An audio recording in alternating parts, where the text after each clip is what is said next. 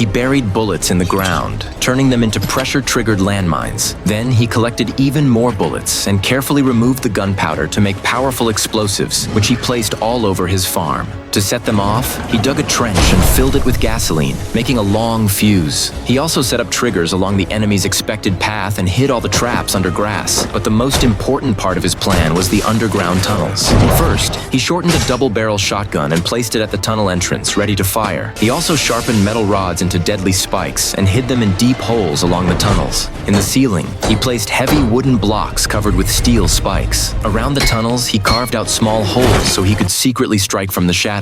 He memorized every trap location because there were so many that even he could set one off by mistake. And if someone somehow made it through everything, he had a compound bow set to its maximum power to make sure no one could escape. He also hid Claymore mines and C4 explosives throughout the tunnels as a final layer of defense. This time, Rambo wasn't fighting to survive. He was fighting for revenge. He was ready to turn the whole place into a graveyard for his enemies. But what kind of people could push a nearly 70-year-old man to go this far? The answer was simple: his daughter. After Rambo retired, he never got married or had kids. But when he turned 50, he adopted a girl. Years later, when she grew up, she wanted to go to Mexico to find her real father. Rambo warned her not to go, saying her father was a terrible person. But Lisa didn't listen. She was determined to meet the man, not knowing the trip would lead to her death. With help from a friend in Mexico, Lisa found her biological father. Just like Rambo said, he didn't care about her at all. He had once beaten her mother to death and saw Lisa as nothing but a burden. Heartbroken, Lisa was left feeling lost and crushed. To cheer her up, her friend took her to a nightclub, but that's when the nightmare began.